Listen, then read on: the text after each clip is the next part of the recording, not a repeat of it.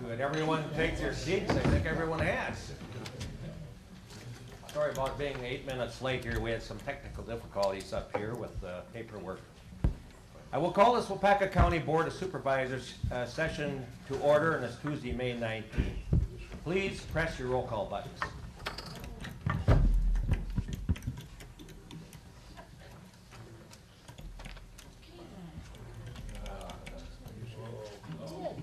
Now, the rest. Delight's not lit. Thank you for sharing.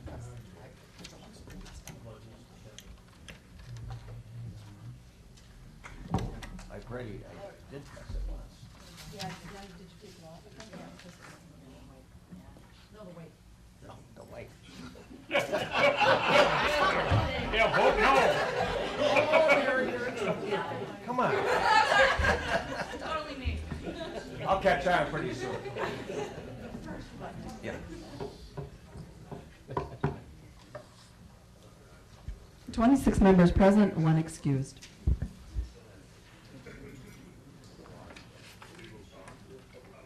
Clerk Robbins has our open meeting declaration in order. Has it been posted and noted? Yes, Chair. Thank you. Today, when we stand for the silent meditation, please remember Dave Johnson, who is recovering from surgery. He's still in the hospital. He had another slight challenge, but he's doing well. So please remember him in your thoughts and prayers. As anybody else in our county family here that are going through various situations. Please stand for a moment of silence.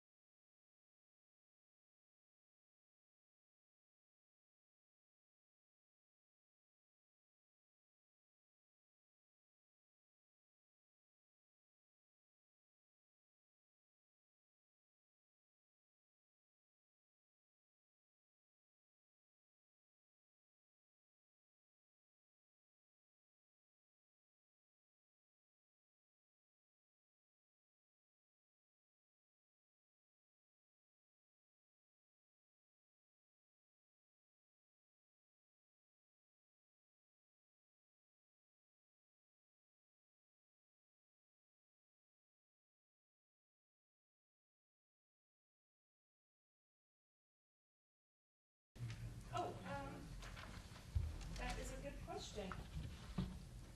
June 10th.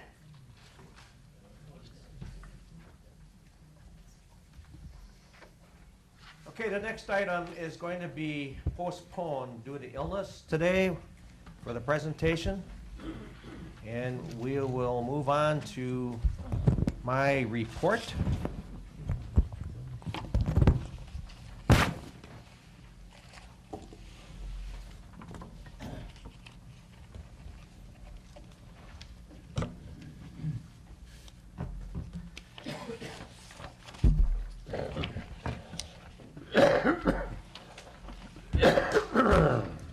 I don't know how many of you are getting a little sick of my Wisconsin Counties Association report, but I will give you the last update of our last meeting. They are our mothership in Madison, and a big part of the 72 counties, and without them, we'd be in dire straits at the Capitol for sure. But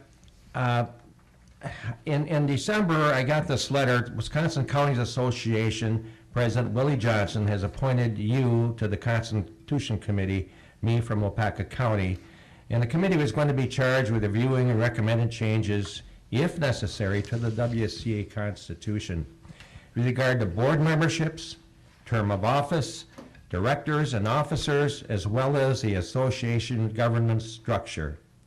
Fond du Lac County, Alan Beekle, he's the county exec of Fond du Lac County, chaired the committee. Thank God for him, because he's got it all together. I don't know why, through the years with my Wisconsin counties, being an officer since, 2008 or 9, I always get stuck on this committee because it's controversial and it stirs up a bunch of, sure stirs up a lot of things, but this will also. And I'm going to give you an update of what we come up to, what we came up with, and what's going to be presented at the annual meeting for presentation for acceptance of all 72 counties. There are major changes that's going to be much different. For instance, the titles of the officers of the association are now changed from president, vice president, second vice president to chair, vice chair, and second vice chair. And that's going to more accurately reflect the role of the officer of the association, as well as align the leadership position of the association. Before the president of the WSCA, which I was honored to be one, some of us got a little headstrong and wanted to rework the whole inner workings of Mark O'Connell's office. And that just didn't work very well, because we know how successful Mark is and what a great job he does with his staff and the association. But some of us took it to our head, and we were going to make things a lot different, and that created some havoc. The officers of the WC Board of Directors are chosen from a membership of the board in its biennial organizational meeting. There will no longer be a nomination committee suggesting, like for when I ran for the WC president, I had to go be interviewed by about 10 counties from around the state and sit there for an hour and get grilled of what I saw for the WCA future, where we were, where we are, where we're going, and all that type of thing. That's not going to happen anymore, because I wasn't even an officer of WCA. I was not on the board of directors at the time. And so now you have to be on the board to be running for the chair of the Wisconsin Counties Association. And that in itself is a big change and a good change. There is no automatic succession of officers. If a vacancy occurs after an officer position, an election will occur to fill a vacancy. If the chair is ill or passes away, the vice chair does not succeed him. Those interested from the board will run for that chair's job. And likewise, same with the vice chair. That position will be open for anybody and anybody to run for the vice chair. The second vice chair does not automatically move up. The NACO director, which is always selected by the WCA, is now going to be elected by a plurality of votes cast by the members at the district meetings. Our district meeting is a North Central meeting. We'll be voting for the NACO director, as will all the other districts. and whoever gets the most votes will be the NACO selection from the Waupaca County, or the WSCA board. So it's just not an automatic appointment by the president anymore. Also, there are some districts in northern Wisconsin that are allotted only one board member on the WSCA, which we didn't think was fair. Our district has two members in our districts sit on the WCA board. That happens to be myself as past president, and Lee Reimer from Oconto County, and my friend from Portage County, the chair. If this passes, past chairs will no longer be automatically on the board of directors, such as myself has been for now 3 years. I was only supposed to be on there 2 years, but somehow I got finagled into 1 more year, and that was fine because I enjoy it. So those are some major changes. It's going to also modify the board membership by eliminating the presidential appointments or the chair's appointments to the board of supervisors or executives. That's going to come up from the WC board itself. It's going to increase, this is one controversial change, it's going to increase the constitutional officers on the WCA board from 3 to 5. So we will have a represented from counties around Wisconsin, a treasurer, a member from the Registry of Deeds, a clerk, clerk of courts, sheriff. All 5 will be a part of the WCA board. There will be some board members that won't like that, thinking that those staff members, those elected members, are going to get control of our WCA board. I don't believe so. I don't think so. In Waupaca County here, we work as a team. The elected officials, the staff here, and we supervisors, we work as a team. However, some counties that doesn't happen, and they're frightful and fearful of their staff taking over the WCA board. That won't happen. That's just a few counties I know of, and that's their problem. As I said, the past presidents, such as myself, will no longer serve on the board of directors.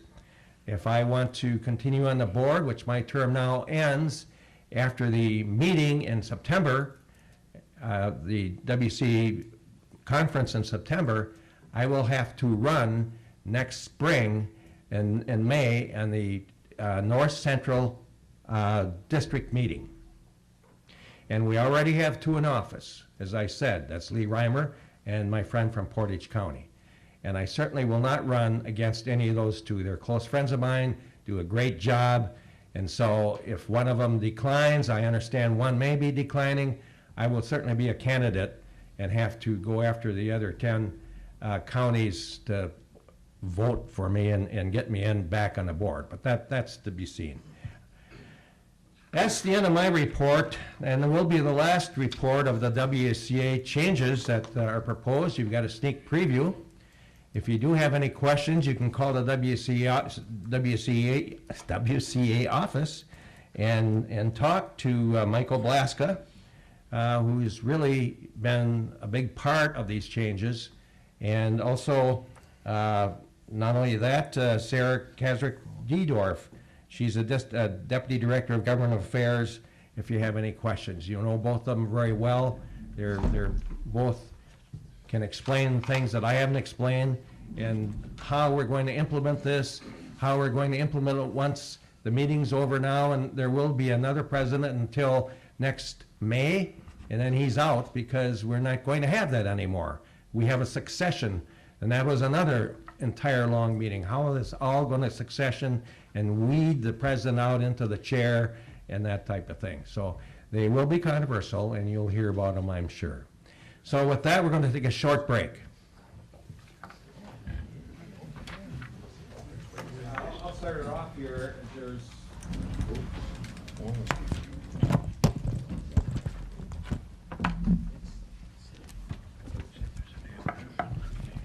came to my attention that there was a amended agenda, which I have here. It was properly posted and everything like that, and that we really need to entertain a motion to approve the amended agenda. I'll ask our attorney, or Mary, to chime in on this, follow the proper procedures. We've already approved the agenda as presented. In order to reopen that agenda, we need a motion and a second and a 2/3 vote. The purpose would be that the business before the body would be that resolution number 11 regarding the foreigner cremation and discernment fees. It was part of the proper notice, but some of the supervisors present did not get copies of the amended agenda, and that's the sole item that is presented. And the actual text of the rest of the resolution was passed out during the break by Clerk Robbins. There's a motion for approval by Mr. Quisman, a second by Mary Kay. Questions? Yes, does this require any action? It's a 2/3 vote. 2/3 vote. 2/3 vote to reopen the agenda that we accepted, and then we would move to approve the amended agenda to add that resolution. Does the item, though, that we're taking up, I don't have it on mine, does that require action? Yes. Yes. The resolution that's in front of you. Any other? Supervisor Craig. My concern is just that it sets a precedent that some of us who didn't get it in writing to know that it was going to be happening today, could we then in the future use this procedure to bring things up the day of the county board? So that's why I'll be voting no. Thank you. Any other questions? Please vote.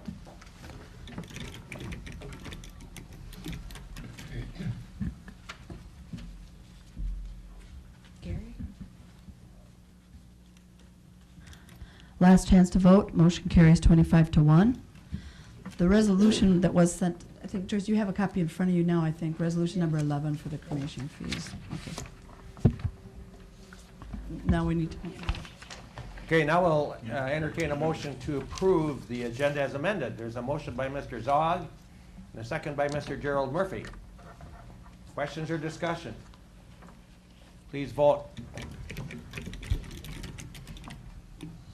Last chance to vote. Motion carries 26-0. Amend the agenda. Approve the amended agenda.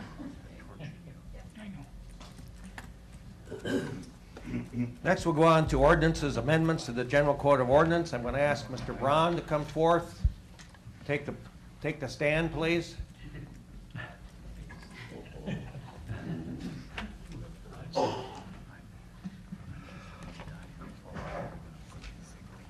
You all have the Chapter 38 non-metallic mining ordinance and repeal of Section 6.07, Rent 6 of Chapter 34 in front of you. You've had it in the packet. You've all read it. We've been going through this for 2 years now, and it's before us. So first of all, I'm going to ask a motion for approval of this Chapter 38. A motion by Supervisor Quisman and a second by Supervisor Fedowitz. Discussion. Yes. Supervisor Boyer. The letter that we received from McGilvery, on the third page, number 3, where they're indicating that the meeting did not receive public notice. Is that true? Is that something we should be concerned about? No, that issue was brought forward to the council. We're working with Andy Phillips, and today we have Patrick Henniger also representing us. And the notices that we've used, Class 2 notices for all meetings except for the meeting this morning, so that the notices would suffice. They was properly noticed. When was that? I have no record of me receiving that letter at all. It was on your desk. It was on the Yeah. desk? Oh, It was received at 4:21 p.m. last night. okay. There it is. Thank you. Any, Supervisor Craig? In the same vein, I would like to ask, seeing as we have consulted with the attorneys through this the whole time, I would like to know their opinion as to the rest of the letter. I mean, the points that she brings up about the conditional use process being different for this ordinance as versus the other ones, and then how it conflicts with state zoning, and if the attorney could please address that, I would appreciate it. Sure. I'll let, this is Patrick Henniger. This is the, works in the same office with Andy Phillips and representing us today. Move the mic down here. Yeah, in Ms. Westerberg, the issue she raised in her letter has been raised in previous letters that she sent to the Planning and Zoning Committee. She questions whether there are any constitutional issues with having a separate process for non-metallic mining ordinance versus other conditional use permits. And I don't share her concerns that there are any constitutional issues with this particular ordinance. Generally speaking, as long as you have a rational basis for having a separate process, it'll pass constitutional muster. Here we don't have any protected class or classification which we're differentiating between that would require a compelling state interest. So I guess I don't share her concerns. In fact, this process you could argue is actually more detailed. It's not more lenient. So, Thank you. sure. Any other questions? Mr. Ellis? I have the dubious distinction of having been on the county board when all of this started. I've attended every public hearing that has been held, to my knowledge. I may have missed one, but I don't think so. I've got a 5-inch stack of mining issues and revisions as recently as last week or so. There are a lot of little details in here that probably still need to be worked out. However, I have a real fundamental problem with this ordinance that 2 years production has left us with a one-size-fits-all ordinance. The rules for a farmer who wants to dig a hole for a little cattle bedding are the same for an industrial miner that wants to take $1 million worth of sand out per month. And that seems a little unfair to the little guy, or more importantly, way too easy on the big guy. That's the technical thing that I don't like about this ordinance, and I will be happy to use that red button. The other thing is more of a moral issue. Since the beginning, I don't remember the date of the all-night testimony that started at 6 p.m. and went till 2 a.m. It was in 2012 or 2011. But most of the citizens were concerned about what happens to my property. There's a lot of us sitting in here who live in cities or high-density places where sand mines are not going to affect the people who elected me. There are a lot of us in this room who represent the outback, if you will, the country, the beautiful country part of Waupaca. Every one of those residents, every one of those taxpayers is at risk because there is no reference to anything about property values, anything about quality of life. The only reference at all that has anything to do with property owners other than the miners is on page 12 and 13, where they talk about if your well goes bad, you got to file this and that report, and maybe the mine's going to help you out. But that's where it ends. I guarantee you, if your well has gone bad, your lifestyle went bad sometime prior, as did the value of your property. So I think based on the fact that there are no good remedies for the taxpayers who are going to live in the countryside near one of these mines, I'm going to be happy to vote against this. It would have cost nothing to put a paragraph or two in there about property values, and we'll let the lawyers sort it out down the road. But instead, there's nothing, so I think we're opening ourselves up as a county to a lot of bad press, to a lot of angry voters, and probably a lot of lawsuits going down the way. Thank you. Thank you, Mr. Ellis. Anyone else want to speak? Any other comments? Mr. Fedowitz? I don't really have a lot to say other than my cohort here, Mr. Ellis. He raises valid issues in what probably pertains to him and some of the things that he might think, and each of us in our own individual way have different thoughts on how we proceed and how we enjoy nature and so forth, and of the minerals and animals and trees that the good Lord has given this society to use as they wish. I just would comment that I believe that the committee, the subcommittee, I'm sitting alongside the chair, Dennis Kussman, who spent about 1.5 years or so with it. I believe they did the best they could, and I believe that having the standalone Chapter 38 is going to be the best for our zoning director when they hand out something to somebody who wants to proceed, because it's all by itself and they can take it and read it. I believe that there are going to be issues down the road that might have to be rectified, but that's with any ordinance, and I believe that the committee that you've entrusted in the county so far will continue to monitor that. And finally, we have over 50-some thousand residents in this county. I think our news media did a very good job in getting the message out what's happening. The amount of people that have talked on this, I don't believe some of them, I could ever convince them that this was the right thing to do, and they probably would say vice versa. But I believe on the few people that have talked against it, there's more good out there for society than what's negative. Thank you. Thank you, Mr. Fedowitz. Supervisor Craig. I think before we vote, Ryan, you wanted to take one word out? Yes. Page 3 of the ordinance, one of the things that we had was we were calling this a non-metallic. Use the mic. Sorry about that. There's a non-metallic mineral mining, and what we ended up, we took the mineral out on paragraph, on section 5 on page 3 on the second line, non-metallic mining permit applications. This was just we took the mineral out on all of them. This was just a matter of consistency. It was just the one mineral that got missed.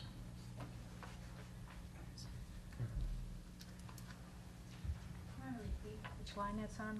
Yeah, it's actually, when I had just spoken to you during the break, it was already taken out, so you don't see it there, but there, on the previous one, it was showed mineral. We had mineral taken out on all of them. We just basically missed this one, so we just took it out.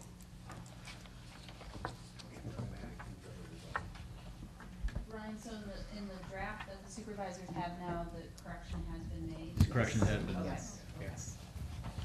But I just wanted him to point it out because the one that we had gotten previously to that, those of us that were there, it didn't have that taken out. So he was able to do that before it came, but everybody needs to know it's good. Thank you, Pat. You continue to do your job well. Any other comments? Please vote. Oh, I'm sorry, Jack, I just wanted to say that we've been working on this ordinance now for nigh on to 2 years, and we've had input from people that lived all over the county, from the different municipalities and everything, and we have incorporated some of their concerns into this ordinance.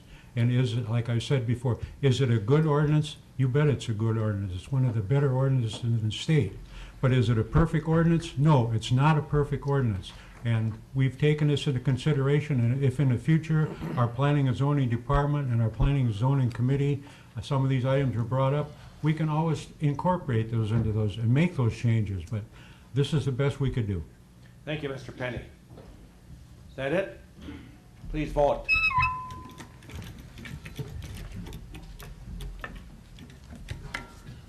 Last chance to vote. Motion carries 23-3 to enact Chapter 38.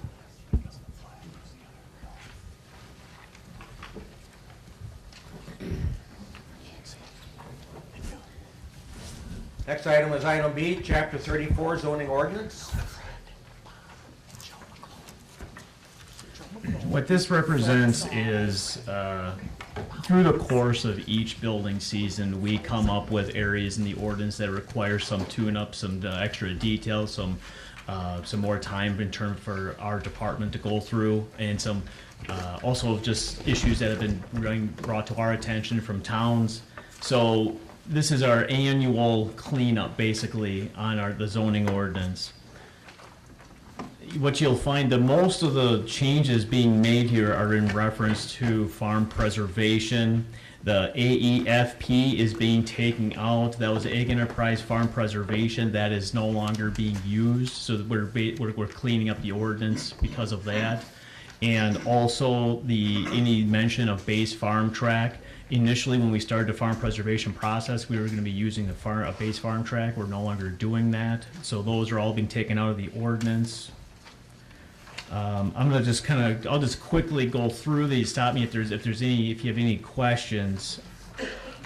So basically, it's all about farm preservation. We get to section 2.16. That is a bit of a difference here. We're adding in all zoning districts, any building or structure that exceeds 100 feet in height must be set back from all parcel property lines. The reason for this addition, we're stealing this out of Marquette County. I was in conversation with the corporation council down there, and the reason for this is more so for cell towers. One of the issues that we have is if a cell tower does not have engineering plans to show a lower setback, the setback becomes what's in our commercial district by statute.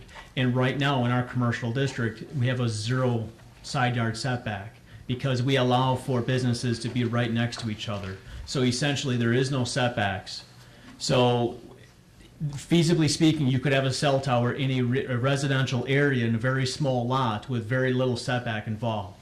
So by doing this, we have some protection in terms of if they do not have engineering plans to show us that it's going to be the follower zone is going to be less than the height, then the height of the structure is also going to equal the setback.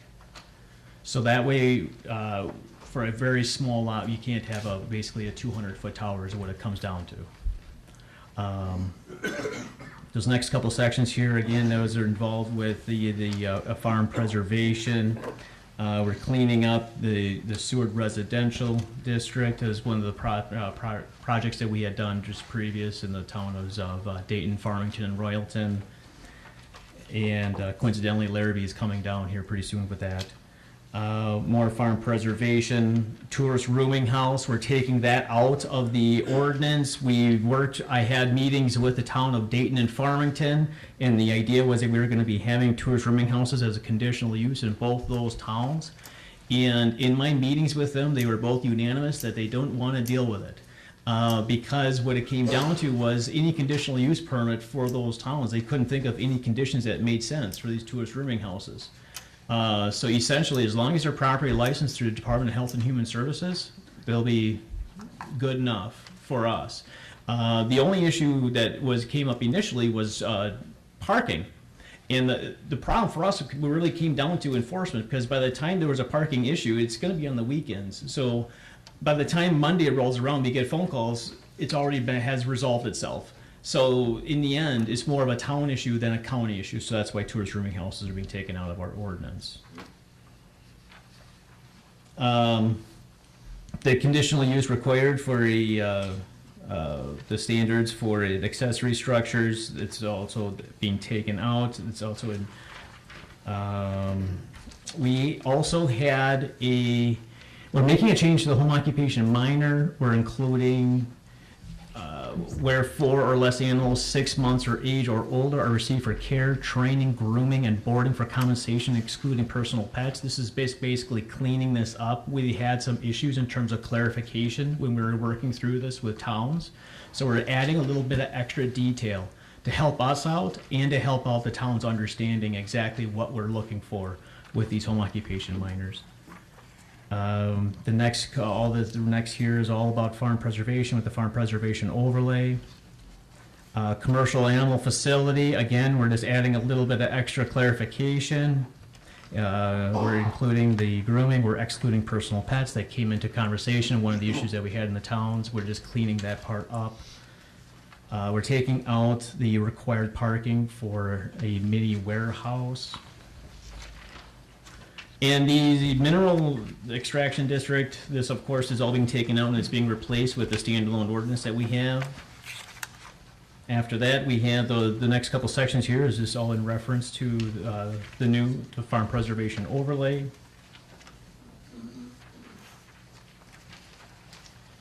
And then under animal husbandry and agriculture, we had a small group got together talking about, well, this was more so in reference to horses. We've been having some issues with horses in the county with people with very small amount of land, and they want to have a large amount of horses. And so the Planning and Zoning Committee made basically gave a directive to myself to get a small group together to talk about this in terms of what can we come up with some other standards, some more stringent standards in terms of what would be the minimum amount that we would need to see in terms of land for there to even be a conditional use possible. Right now, we have 1 acre per animal unit, and 1 horse is 2 animal units. And so if you're gonna be above that threshold, it requires a conditional use. But what the Planning and Zoning Committee was commonly up against was they're dealing with conditional uses, but they're way, you would have 3-4 horses on maybe a half acre or 3/4 of an acre. So the committee was saying, let's establish a minimum necessary of land that we would even look at to entertain for a conditional use. And so what we came up with that was a 1 horse per acre. We also are including some best practices for us to help us and aiding us with conditional use permits. We're including the 2011 edition of the Good Horsekeeping Best Practice Manual. And we're also, one of the things in there that we just decided we're gonna have as extra emphasis is that we're now gonna be requiring a shelter for the horses with a minimum of 3 walls and a roof. Next couple items here. It's for farm preservation, secondary farm residents. We're adding that in there. It's also with farm preservation. I guess I can quickly go through that. The new farm, we'll be doing farm preservation here, well, hopefully very soon, as soon as I can get the final certification from DADCAP. But with secondary farm residences, with the new farm preservation, is that they're allowing for more permanent houses. Prior, it was always mobile homes. And mobile homes are a lot easier to deal with because once they no longer are secondary farm residences, they can just be pulled off the site.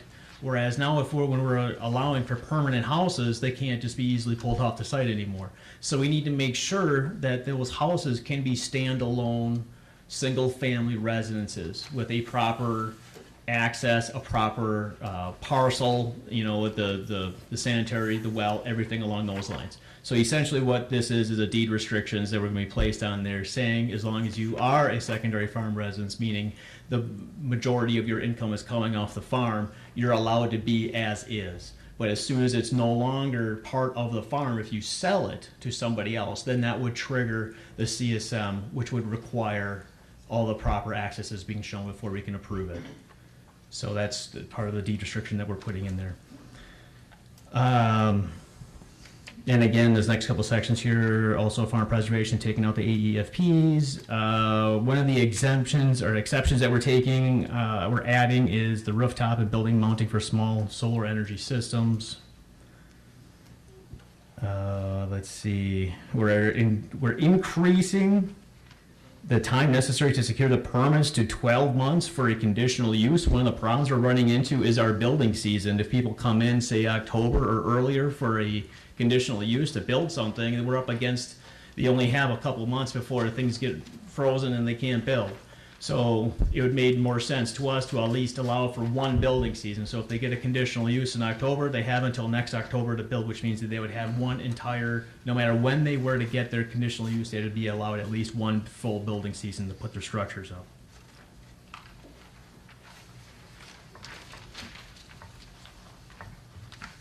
We're including an owner applicant request to rescind a conditional use. Basically, we're just requesting that we receive it in writing from them, an explanation as to why they're doing it, and then we take that to the Planning and Zoning Committee, and we also will let the towns be notified that that business or operation that required that conditional use is no longer going to be valid. Essentially, it's being rescinded.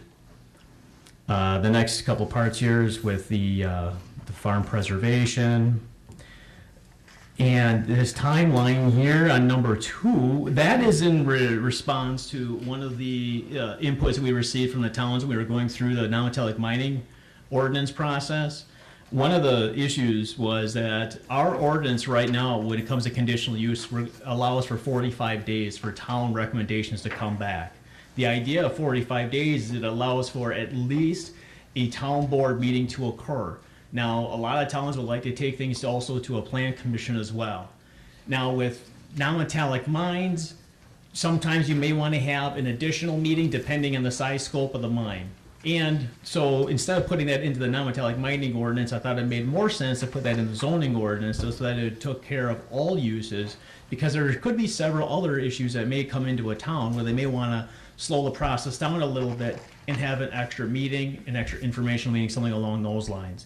So essentially what we're doing with this is we're allowing an extension. It's like they just basically give me a call and ask for an extension. Then I'll work with the town in terms of, okay, how can we deal with the new timeline? How do you want to work this out in terms of scheduling with additional meetings? But it gives the town some leeway to get an additional 45 days. This one here, this was caught by Pat on this one. We were referencing Chapter 27 as our citation authority enactment, and that got changed. It is now Chapter 25. And so we're going to be changing that. And also, it's instead of 25.02, it's actually 25.04 when we were going through that. That's what the penalty provisions within that code of ordinances. That's just one minor change that we're going to be putting in for the zoning ordinance to tighten that up. Appendix A with the density management system, that's with the farm preservation. And also the density, Appendix B with the density standards, we're basically just have to clean up a section calling there. I know I kind of went through that fairly quick. Is there any questions on the revisions that we're looking at? Any questions? Oh, we gotta have a motion first. Oh, I'm sorry. I entertain a motion for approval, please. Motion by Supervisor Sorensen and a second by Supervisor Zog. Now, questions? Supervisor Craig. Can I move to amend what Ryan just said under, on page 10, where it's section 14.074C1, change that to penalty provisions 25.04 instead of citation authority enactment 2702. Is there a second for amendment? A second by Mr. Rowan. Thank you.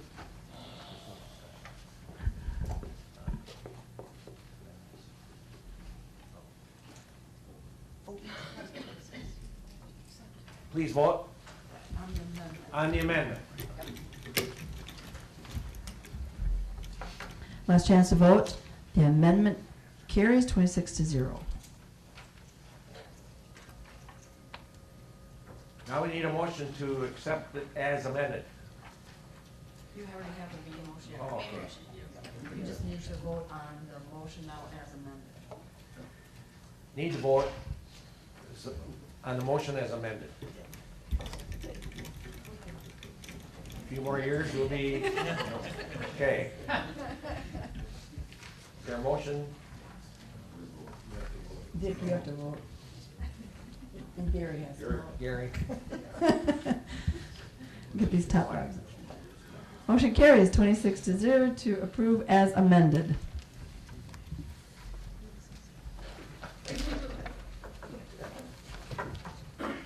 Okay, that was easy.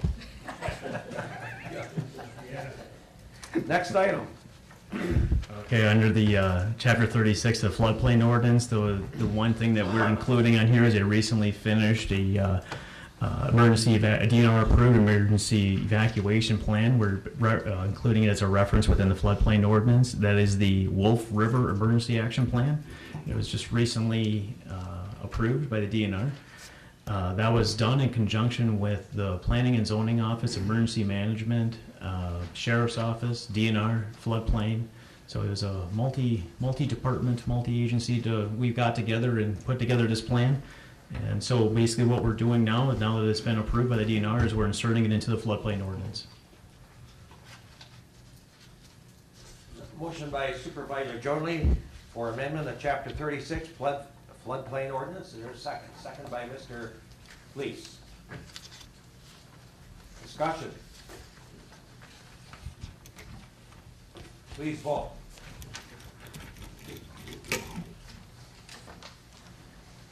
Last chance to vote. Motion carries 26-0.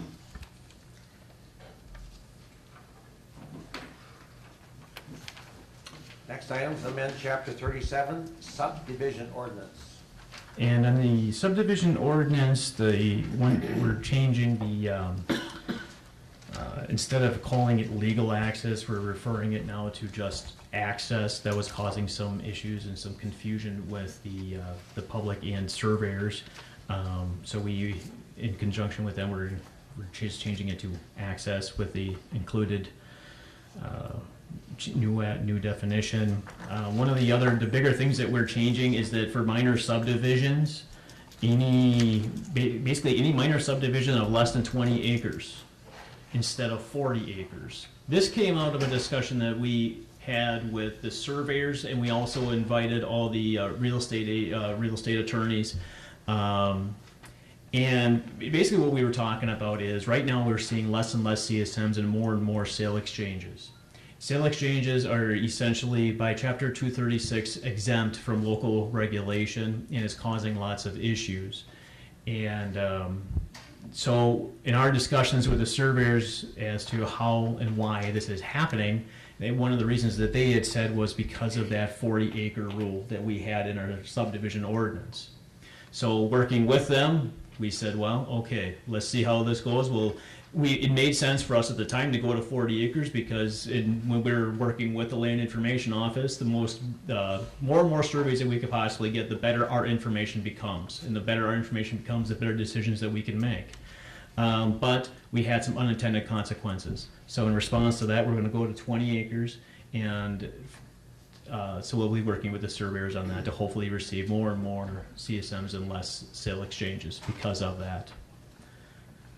Outlots, we're saying that you need to show us what outlots are going to be used for. You need to specify. And a platted parcel which is intended to be used for access purposes only. This is in regards mostly to what referred to as flag lots, where you can see the flag pole is essentially the access going back to the lot. What we're saying is that you can use an outlot for that access. Some towns, they don't like to see easements, or I should say landowners don't like to see the easements because they just assume own that land, because then that way it's under your control and you don't have to worry about somebody else owning the land, and then you have to come up with road maintenance agreements and things along those lines. This way, by allowing for outlots, it creates a better situation for landowners. The subdivision here, again, we're just going from the 40 to 20. And then sale exchange and combinations. I suppose just quickly I should describe what a sale exchange actually is. The in-state statute, it's under Chapter 236 of 236.45. And what it is essentially, if I were to put my drain field across my neighbor's property, I come to find out later on, the idea is that I could basically buy 30 feet or 40 feet from my neighbor without having to go through all the local regulations. It wouldn't be considered a subdivision. It wouldn't require town approval. It essentially would be exempt from our land division ordinance. That's what it was designed to do. That's what a sale exchange, that's the legislative intent behind sale exchanges. They become far bigger than that. We have seen some sale exchanges that have included up to 160 some acres. So what we have now in here for sale exchanges, and we're also saying combinations, because these also include combinations. When you do a sale exchange, when you're adding on more property, we need to make sure that that land that's being added on gets properly combined into the property that you still own. That has also been causing some issues for us. So we're adding this in here to try to clean that up. What we're looking for is an external boundary, a legal description defining that external boundary, so that the parcel lines that are in between when you create the sale exchange goes away, so we don't have any issues down the road in terms of us enforcing setback and illegal land divisions.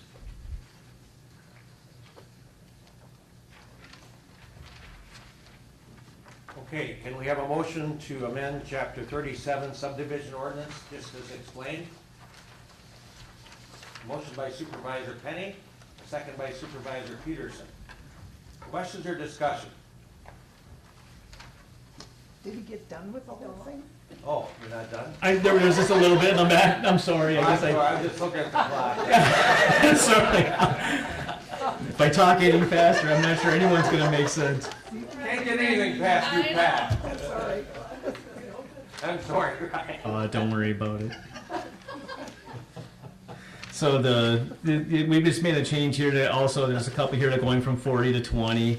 In the floodplain wetland, what we're saying is for in terms of subdivided lots, we're changing that to lots in a subdivision. The idea of this is to make sure that if you're gonna be creating lots for residential development, that it's actually can be used for residential development.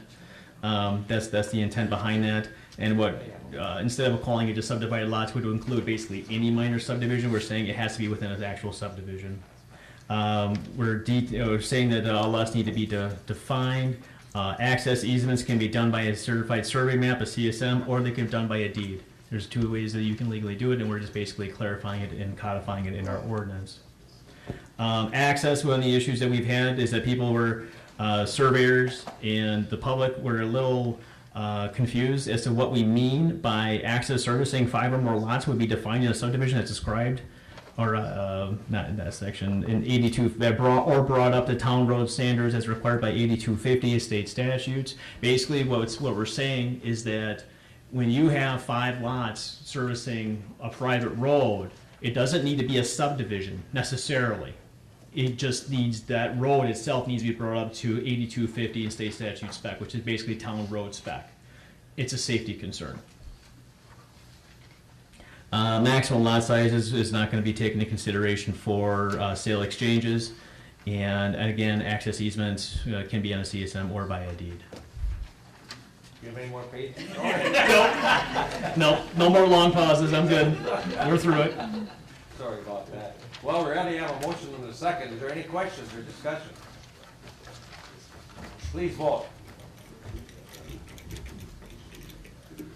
Last chance to vote. Motion carries 26-0.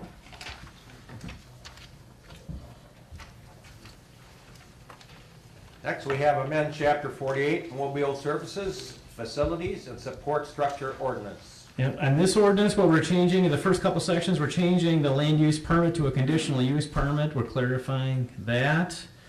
Also, on the second section here, we're making sure that we understand that when somebody puts in a brand new tower in an area, that we know exactly what's going to be put on that tower initially. That's one of the issues for us. We just want to make sure we have a proper inventory so that we know that if they're going to be putting up a new tower, we know exactly how many antennas they're going to be putting up there up front, so that we wouldn't go look at that tower in the future. We'll know that if something has changed. So this way we have a baseline for each new tower. Section 5 here is just basically we're taking the same language that we have in our zoning ordinance and putting it into the cell tower ordinance. Again, anything over 100 feet will be the new setback from all parcel property lines equal to the height of the structure. And then the land use permit, and that's the only changes for the cell tower ordinance. There's a motion for approval of the amendment for Chapter 48, Mobile Services. There's a motion by Supervisor Hendrick and a second by Supervisor Quistman. Discussion? Questions? Please vote.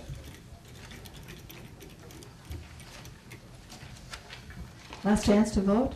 Motion carries 26-0 to enact.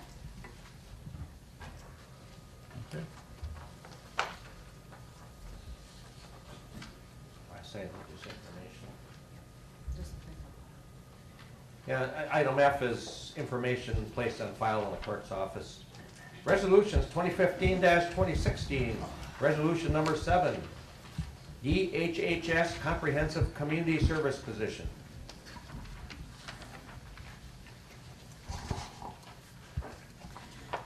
Now therefore be it resolved, let it be resolved, the Waupaca County Board of Supervisors authorizes the Health and Human Services Department to change the CCS coordinator position to a licensed therapist at labor grade level 12 as set by the job description of similar positions. There's a motion by Supervisor Gerald Murphy for approval, and a second by Supervisor Pullman. Questions? Discussion? Please vote.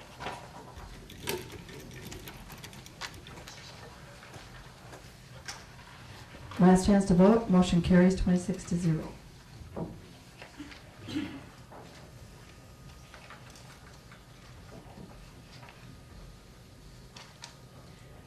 Resolution number 8, 15-16, budget amendment, jail improvement fund update, HVAC. This is a budget amendment. Now therefore be it resolved that the following transfers be made to replace the HVAC controls at the Law Enforcement Center from the fund balance restricted $22,923 to transfer to the corrections outlay $22,923. So the money is in the jail improvement fund, it's just being transferred for use. A motion by Supervisor Craig for approval of resolution number 8. Is there a second? Second by Mr. Donley. Questions or discussion? Please vote. Last chance to vote, motion carries 26-0.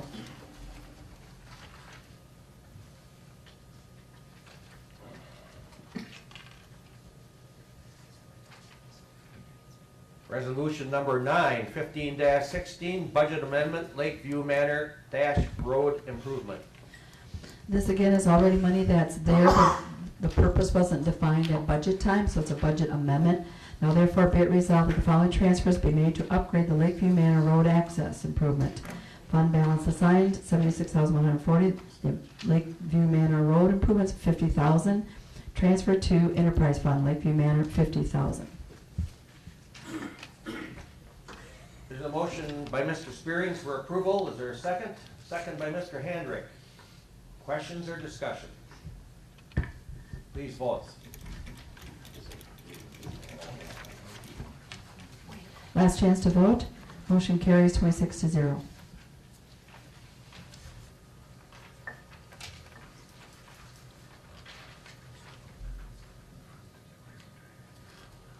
Resolution number 10, 15-16, highway equipment operators. Now therefore let it be resolved that Waupaca County Board of Supervisors are replacing 6 equipment operator 1 positions with 6 equipment operation 2 positions. Motion by Supervisor Felice for approval and a second by Supervisor McClone. Discussion or questions? Please vote.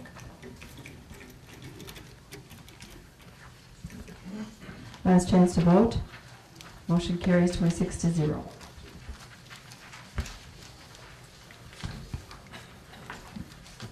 Next item, resolution number 11. I'm going to have Mr. Barry Tamaris, our coroner, come up and explain to our finance committee coroner cremation and disinterment fees.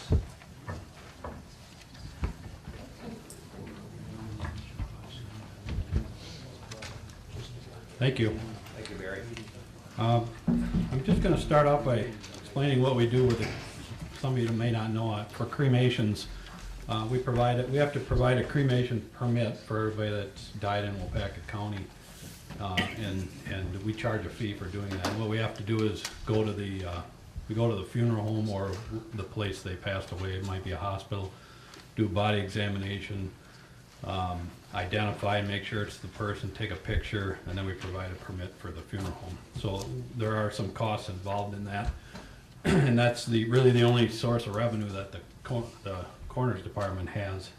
So that's just to bring you up to date on what we do. For Medicaid patients or welfare patients or whatever you want to call it, that used to be paid by the county when the funeral expenses, and so we always waive that cremation fee for all those people that passed away. In I think it was 2012, the state started a program. It was called the Wisconsin Funeral and Cemetery Assistance Program, and so the state took it over, and then they would pay the funeral homes for their expenses, the cemetery for their expenses, and they would pay for our cremation fee, permit fee. So we started billing those again to the state. So that kind of brings us up to where we are now. On April 17th, about a month ago, and it was a Friday afternoon, a resolution was passed by the Joint Finance Committee to have the county coroners waive that cremation fee for all welfare cases. And then they also kind of added something in there that was to freeze the rates for cremation permits for 2 years, so no increases for 2 years. And then after that, we could only increase by the CPI each year after that. So basically, we're kind of at a position where, and I apologize for the time crunch, because nobody knew this was going in there until they had already signed it. So there hasn't been much ability to get anything changed.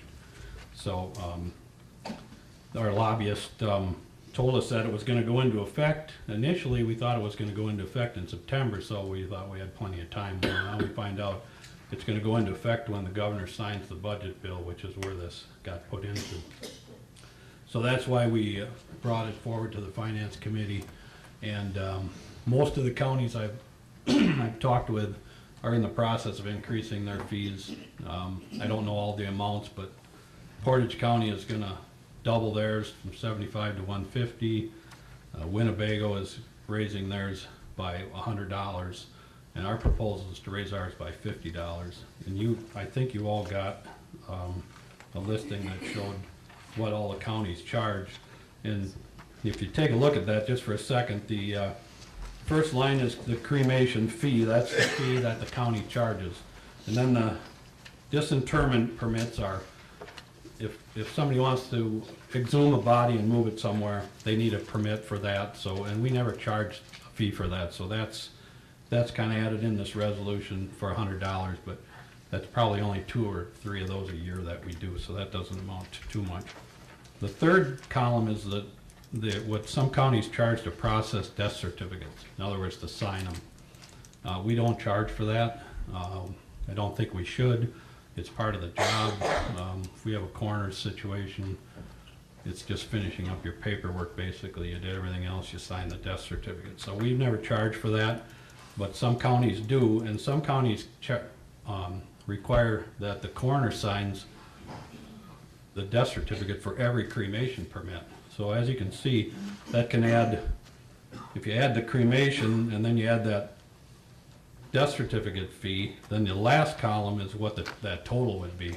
So, and then it's by county in order of what they charge. So you can see in Milwaukee, if you do a cremation and they sign the death certificate, it's $500. In Waupaca, it's $150. So we're proposing to go to $200.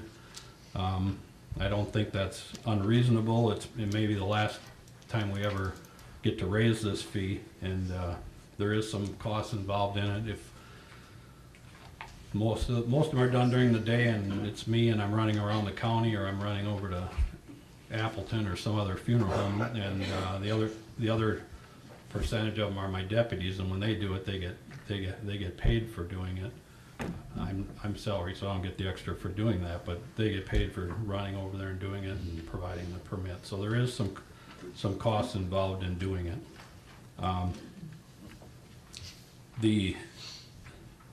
So without the increase, the county's probably going to lose about $5,000, I figured, because if they waive the fee on the 10%, that's for sure we're not going to get that anymore. We're getting that right now, so that's probably going to amount to about $5,000.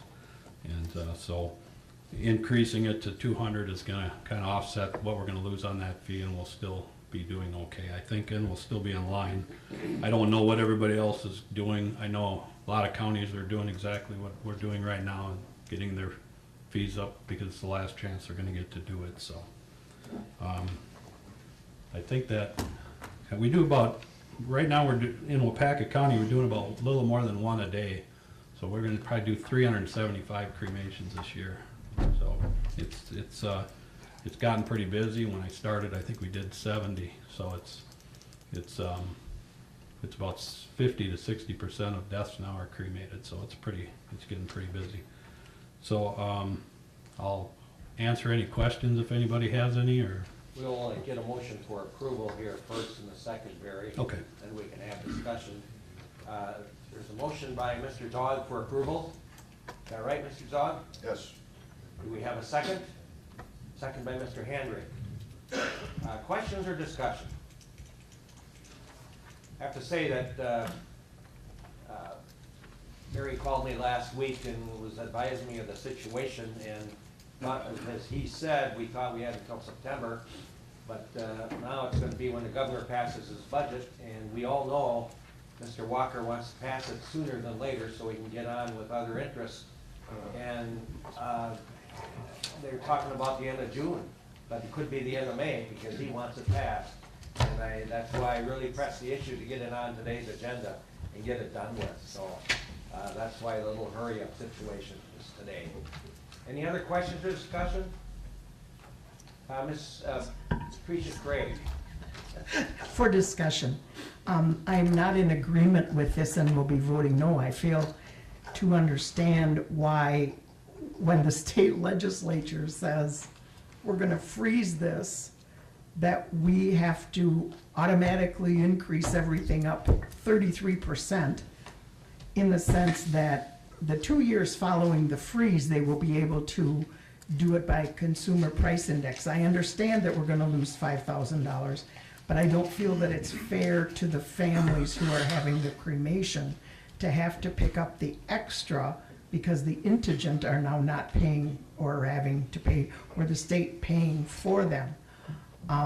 When I looked at where we were in the state, we're not out of line with what we're doing at the 150. There were only 7 out of 72 counties that were $200 plus in just the cremations. There were 2 out of 72 that were at 200. And I, like I say, I understand that we're gonna lose money, but we fund the coroner's office because it's our job to fund the coroner's office as a county. We have to provide him a salary of, I think he's at 3/4, so it's like $58,000. We need to have that office. We do have that office. But I don't think that the people who need a cremation permit should be raised by 33% simply because Madison does something that says, you know, hey, you can't increase this. What are they trying to say to us? And I'm not saying I agree with Madison, but it was so that things did not jump drastically. So I'm just not in favor of going from $150 to $200 on the cremations. Thank you. Thank you, Supervisor Craig. Anybody else?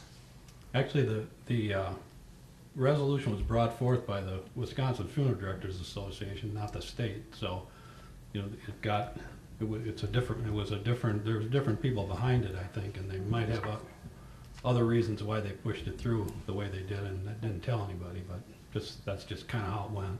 Thank you. Well, I checked with my funeral director a couple of weeks ago, and now they tell me the lunch isn't even paid for. I had it all paid for, and because they need more money for the cremations that aren't paid for, so there you go, Pat. Any other comments? Please vote. Last chance to vote. Motion carries 24-2. Thank you. Thank you, Barry. Any appointments, Clerk Robbins? There are none this month. Announcements and correspondence, you can all see that. There's three. One thing I do, can I say something on announcements, Chair? Please? Sure. For the county board tour, if you do want to turn in your thing today, that's fine, I'll mark you as not paid. I would prefer to have the money with the sheet, but if you don't and you just want to get it in here so we know you're going, if you want to turn that in today, that's fine, thank you.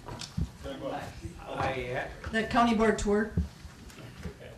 The proceedings book is on the desk of those that asked for the proceedings book, otherwise you don't have one. If you want one, we did make extras, but we had sent out a survey and most people did not want them. I can't imagine why.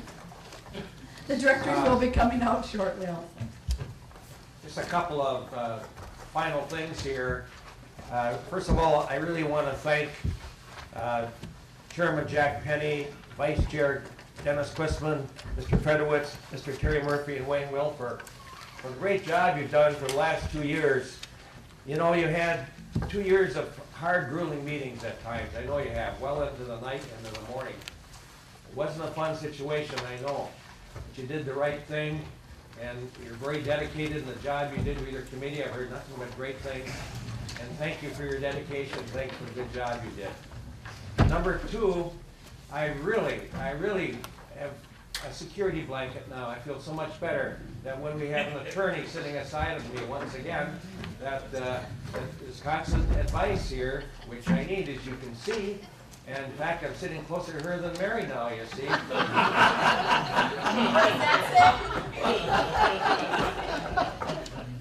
But we're- Pleasure to be here. Thank you, and welcome aboard. So happy to have you and many years of success here. With that, Mr. Asen has made a motion to adjourn. Is there a second?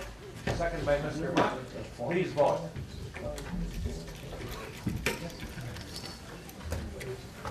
Last chance vote, 26-0.